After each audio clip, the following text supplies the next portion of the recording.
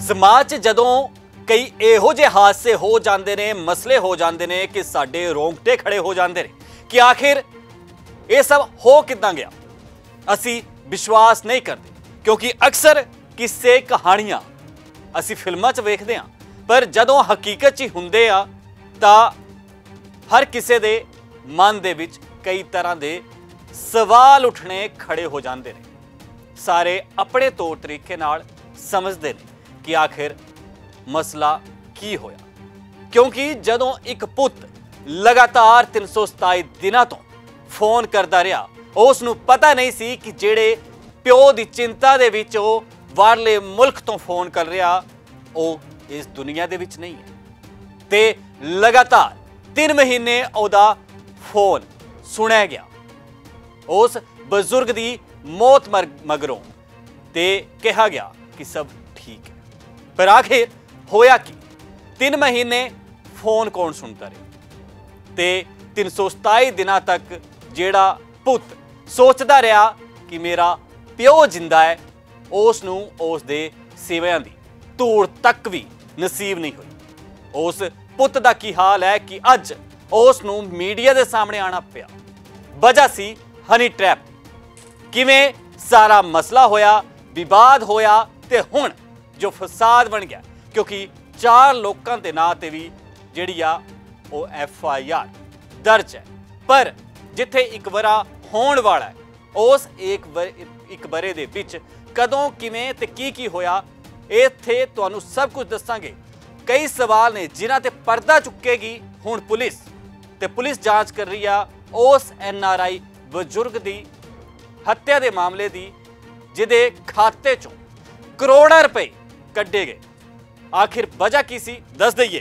Singapore के citizen ਜਿਹੜੇ ਨੇ, ਜਿਹੜੀਆਂ ਤਸਵੀਰਾਂ ਤੁਸੀਂ ਵੇਖ ਰਹੇ ਹੋ, ਆਰੋਪੀਆਂ ਦੇ ਵਿੱਚ ਜਿਹੜਾ ਉਹ ਕਈਆਂ ਦੇ ਨਾਂ ਵੀ ਆ ਰਹੇ ਨੇ, ਲੇਕਿਨ ਸੰਦਿਗਧ परिस्थितियां ਦੇ ਵਿੱਚ ਇੱਕ NRI ਦੀ ਮੌਤ ਹੋ ਚੁੱਕੀ ਹੈ, ਜਿਸ ਦੀ ਮੌਤ ਮਗਰੋਂ ਪੁੱਤ ਜੋ ਕਿ ਸਿੰਗਾਪੁਰ ਦਾ ਸਿਟੀਜ਼ਨ ਹੈ ਤੇ ਆਪਣੇ ਪਿਓ ਦੀ ਮੌਤ ਦਾ ਪਤਾ ਲੱਗਣ ਤੋਂ ਬਾਅਦ ਜਦੋਂ ਭਾਰਤ ਪਹੁੰਚਿਆ ਤੇ ਇਸ ਤੋਂ ਬਾਅਦ ਇਸ ਦੀ ਸ਼ਿਕਾਇਤ ਮੋਹਾਲੀ NRI ਵਿੰਗ ਨੂੰ ਦਿੱਤੀ ਗਈ। ਮੋਹਾਲੀ NRI ਵਿੰਗ ਨੇ ਸਿੰਗਾਪੁਰ ਸਿਟੀਜ਼ਨ ਅਸ਼ਵਨੀ ਸੋਇਨ ਦੀ ਸ਼ਿਕਾਇਤ ਤੇ 9 ਮਹੀਨੇ ਤੋਂ ਚੱਲ ਰਹੀ ਜਾਂਚ ਤੋਂ ਬਾਅਦ ਹੁਣ ਕਈ ਧਾਰਾਵਾਂ ਤਹਿਤ ਮਾਮਲਾ ਦਰਜ ਕੀਤਾ ਹੈ ਤੇ ਕਮਲਪ੍ਰੀਤ ਕੌਰ ਉਰਫ ਮਾਹੀ, ਉਸ ਦੇ ਪਿਤਾ ਗੁਰਬਖਸ਼ ਸਿੰਘ ਤੇ ਮਾਂ ਅਮਰਜੀਤ ਕੌਰ ਤੇ ਭਾਈ ਮਨਿੰਦਰ ਸਿੰਘ ਦੇ ਖਿਲਾਫ IPC ਦੀਆਂ ਵੱਖ-ਵੱਖ ਧਾਰਾਂ ਤਹਿਤ ਮਾਮਲਾ ਦਰਜ ਕੀਤਾ ਤੇ ਦੱਸ ਦਈਏ ਲਗਾਤਾਰ ਇਹ ਮਸਲਾ ਜਿਹੜਾ ਉਹ ਹੁਣ ਭਖਦਾ ਜਾ ਰਿਹਾ।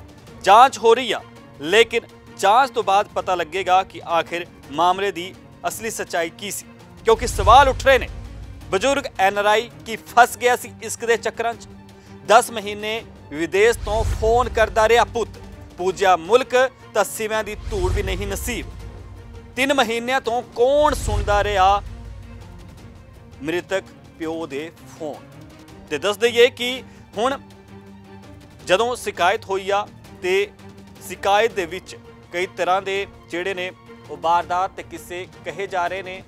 हर कोई जांच की गल कह रहा, लेकिन चंडीगढ़ के सैक्टर 15 पंजाब ते हरियाणा की राजधानी UT जिधर दे ब्रिज नंदन सोइन जो कि जिन्हां दा तलाक हो गया सी 2012 दे विच ते उस तो बाद वो कदों भारत आए, उन्हां दे पुत ने दस्सिया ते वो की कुछ कह रहे ने, आओ सुनते हैं।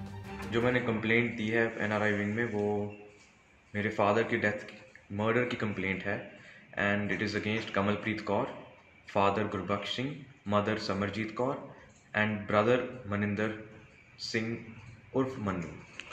तो यानी आपको कैसे इन पर शक हुआ और कैसे पता लगा कि आपके फादर की डेथ हो गई, इस बारे में थोड़ा सा। तो मैं और मेरा छोटा भाई और मेरे डैड इकट्ठे रहते थे और उस दौरान इस औरत की मुलाकात हुई मेरे डैड से किसी लिंक के थ्रू एंड इनका मिलना जुलना था, कभी कभी आती जाती हुई मिलती थी। तो हमने डैड से पूछा कि ये कौन है, वो डैड कहते फ्रेंड है। बट मेरे और मेरे ब्रदर को इनका कैरेक्टर बिल्कुल अच्छा नहीं लगा, ये गंदी कैरेक्टर की औरत है। एंड उसके बाद मैं और मेरे ब्रदर सिंगापुर चले गए आर्मी करने, बिकॉज सिंगापुर सिटीजन्स को आर्मी करनी होती है। तब जब हम चले गए तो ये औरत डैड के साथ ही रहने लग गई और मेरे को इस औरत से डैड की जान का भी खतरा था बिकॉज इसका कैरेक्टर सही नहीं था शुरू से ही। एंड हमने डैड को बहुत बोला, बट पता नहीं ये क्या ब्लैकमेल करती थी, ये डैड के साथ ही रहने लग गई। तो फिर उसके बाद जी 2022 में डैड हमारी कॉल्स उठाना छोड़ दिए, मेरे मॉम की भी कॉल्स उठानी छोड़ दी, मेरे छोटे ब्रदर की भी। हम मैसेजेस करते थे और रिप्लाईज आते थे, short replies, call back later, busy, bad throat, sick, back pain और ऐसे मैसेजेस आते थे। तो हमको शक पड़ने लग गया, तो हमने किसी एक फ्रेंड के थ्रू पुलिस वाले से उनके पेरेंट्स को कॉल करवाया, कमलप्रीत के पेरेंट्स को। तो मदर ने तो साफ इनकार कर दिया कि वो किसी ब्रिज साइन को नहीं जानती। हालांकि पूरी फैमिली मेरे फादर के साथ ही रह रही थी उनके घर में। एंड जब फादर ने फ़ोन उठाया तो फादर कहते कोई कैंसर की बीमारी थी।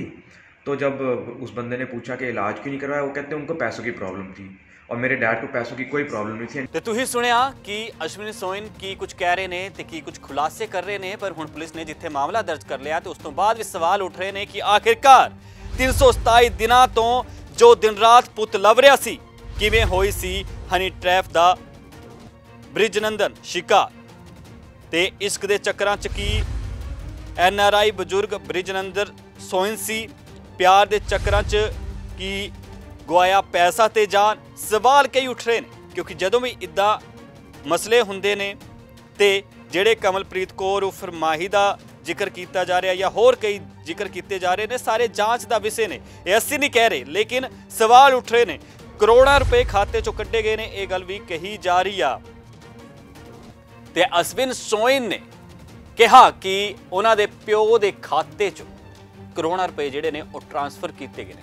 ਕਿਹਨੇ ਕੀਤੇ ਨੇ, ਸਭ ਜਾਂਚ ਦਾ ਵਿਸ਼ਾ। ਤੇ ਜਾਂਚ ਕੌਣ ਕਰੇਗੀ, ਉਹ ਕਰੇਗੀ ਪੁਲਿਸ। ਉਸਨੇ ਕਰਨਾ ਕਿ ਦੁੱਧ ਦਾ ਦੁੱਧ ਤੇ ਪਾਣੀ ਦਾ ਪਾਣੀ ਕੀ ਆ ਤੇ ਅਸਲੀ ਕਾਤਲ ਕੌਣ ਆ। ਕਿਉਂਕਿ ਲਗਾਤਾਰ ਦੱਸ ਦਈਏ ਕਿ ਜਿਹੜਾ ਸ਼ਿਕਾਇਤ ਦਿੱਤੀ ਗਈ ਆ ਉਸ ਦੇ ਵਿੱਚ ਕਿਹਾ ਗਿਆ ਕਿ ਪਿਤਾ ਦੇ ਦਾਹ ਸੰਸਕਾਰ ਵੀ ਕਮਲਪ੍ਰੀਤ ਕੌਰ ਉਰਫ ਮਾਹੀ ਤੇ ਉਸਦੇ ਰਿਸ਼ਤੇਦਾਰਾਂ ਨੇ ਕਰ ਦਿੱਤਾ ਸੀ ਤੇ ਪਿਤਾ ਦੇ ਆਖਰੀ ਵਕਤ ਦੇ ਵਿੱਚ ਉਹਨਾਂ ਨੂੰ ਵੇਖਣ ਦਾ ਵੀ ਨਸੀਬ ਨਹੀਂ ਹੋਇਆ। ਉਹਨਾਂ ਨੂੰ ਕੋਈ ਇਹੋ ਜਿਹੀ ਇਲਾਜ ਬਿਮਾਰੀ ਵੀ ਨਹੀਂ ਸੀ ਕਿ ਜਿਸ ਕਰਕੇ ਉਹਨਾਂ ਨੂੰ ਜਿਹੜੀ ਸੀ ਮੌਤ ਹੋ ਜਾਏ।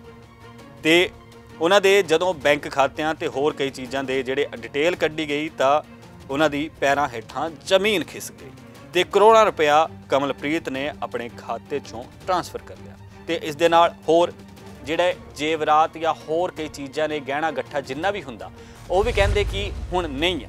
ਤੇ ਕਿੱਥੇ ਗਿਆ ਉਹ ਸਭ ਕੁਝ ਤੇ ਹੋਰ ਕੀ ਕੁਝ ਖੁਲਾਸੇ ਜਿਹੜੇ ਨੇ ਇਸ ਪੀੜਿਤ ਪੁੱਤ ਵੱਲੋਂ ਕੀਤੇ ਗਏ ਨੇ, ਜੋ ਆਪਣੇ ਪਿਓ ਨੂੰ ਲੱਭਣ ਲਈ 327 ਦਿਨਾਂ ਬਾਅਦ ਜਿਹੜਾ ਅੱਜ मीडिया सामने आया।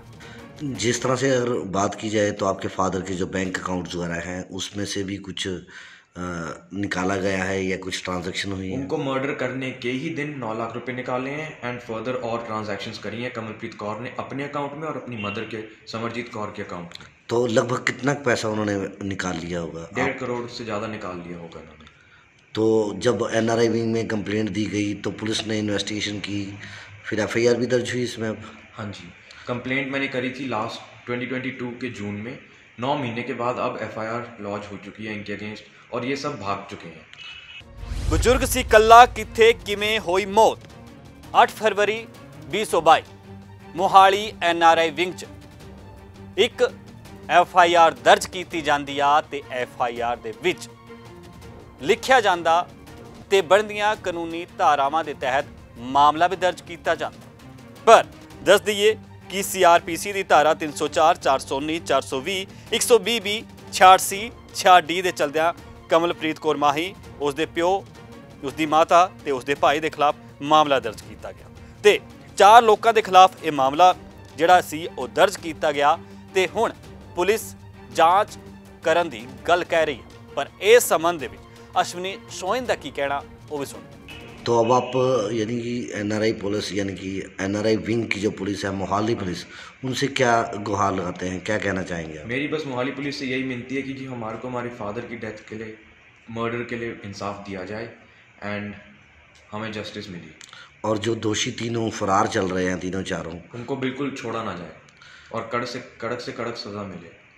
तो यानी कि आपको नहीं लगता है कि ये जिस तरह से कि ये प्री प्लानिंग हनी ट्रैप का मामला लग रहा है? बिल्कुल जी, ये हनी ट्रैप का ही है कि जिस तरह से एक महिला यानी कि आपके जाने के बाद घर में आती है और उसके बाद अपने आपके पिता को, उसका मोटिव ही पैसा था। तो यानी कमलप्रीत कौर का मोटिव ही पैसा होता है। यानी अब जो यानी आपके पिता की जो हत्या हुई है वो सिर्फ उस पैसे का। पैसे के मर्डर करने के अगले दिन ही वो डैड के क्रेडिट कार्ड्स मैक्स आउट कर रही थी, सब जगह से शॉपिंग कर रही थी, उनकी गाड़ी भी बेच दी। वो तो अब मर्डर करने के अगले दिन ही फ्लैट खाली करके भाग गई थी। हाँ जी, सारा सामान लेके भाग गई, सारे एंटीक सब कुछ।